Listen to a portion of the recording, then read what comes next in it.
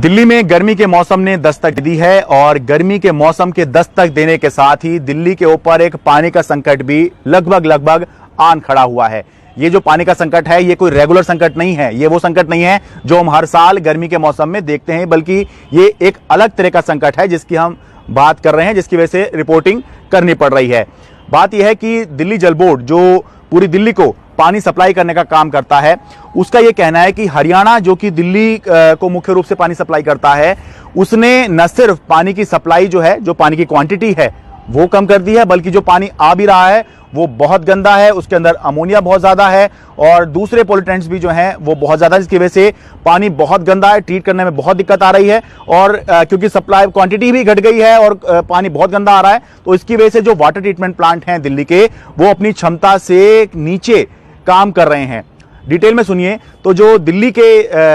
जल बोर्ड के उपाध्यक्ष हैं राघव चड्ढा, उनका यह कहना है कि दो कैनाल हैं जिनके जरिए दिल्ली को पानी आया करता था, लेकिन वो कम हो गया है। पहली है CLC canal, carrier line channel इसको बोला जाता है। तो इसके जरिए 683 क्यूसेक पानी रोजाना दिल्ली को मिला करता था, लेकिन इस समय पर 549 क्यूसेक पानी ही दिल्ली को मिल रहा है। दूसरा है DSB कैनाल, दिल्ली सब ब्रांच कैनाल इसको बोलते हैं। इससे 330 क्यूसेक पानी जो है डेली दिल्ली को मिलता था, लेकिन अभी जो है वो करीब 307 क्यूसेक पानी ही मिल रहा है। और इसकी वजह से हो क्या रहा है, इसकी वजह से राघव चड्ढा का ये कहना है कि वजीराबाद और चंद्रावल, ये जो दो वाटर ट्रीटमेंट प्लांट हैं दिल्ली के बड़े,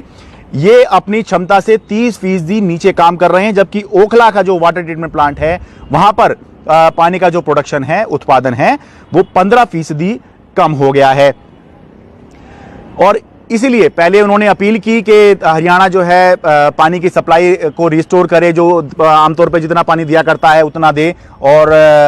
पानी की जो क्वालिटी है उसको मेंटेन करे। तो जब बात नहीं बनी तो उसके बाद अब दिल्ली जल बोर्ड ने सुप्रीम कोर्ट का रुख किया है और मांग की है कि हरियाणा को ये कहा जाए कि दिल्ली को जो पानी की सप्लाई वो देता है उसको मेंटेन करे और अपने स्तर पर जो पॉल्यूटेंट्स हैं जो पानी को गंदा कर रहे हैं, पानी गंदा होने का एक कारण ये भी होता है कि आप अलग अलग जगहों से जो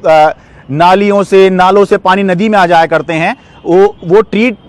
करना होता है पहले उनको नदी में आने से पहले। तो आप कहीं ना कहीं वो शायद ट्रीट नहीं हो रहे हैं, इस वजह से पानी का स्तर जो है, वो जो क्वालिटी है पानी की, वो खराब हो रही है। तो उन्होंने सुप्रीम कोर्ट का रुख किया है, सुप्रीम कोर्ट से मांग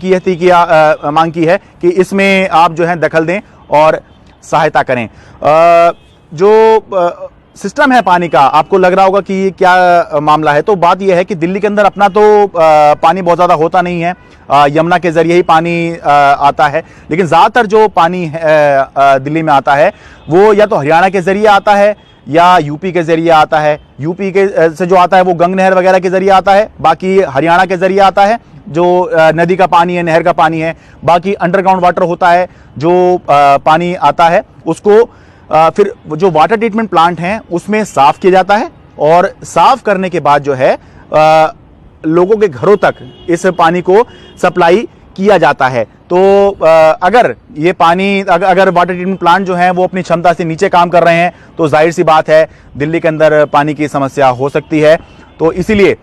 जो राघव चड्ढा हैं वो केंद्र सरकार से भी मांग कर रहे हैं कि वो भी इसमें दखल दें, क्योंकि हरियाणा में बीजेपी की ही सरकार है, केंद्र में भी बीजेपी की सरकार है, तो शायद वहाँ कुछ बात बन जाए। तो वो जो केंद्रीय जल शक्ति मंत्रालय है उनसे अपील कर रहे हैं, तो अभी बात नहीं बनी है। तो और इसीलिए अगर यही स्थिति बनी रहती है तो दिल्ली के अंदर पानी का संकट जो है वो खड़ा हो सकता है, क्योंकि हरियाणा जो है वो दिल्ली का मेन सप्लायर है और अगर वहीं से पानी कम क्वांटिटी में आएगा और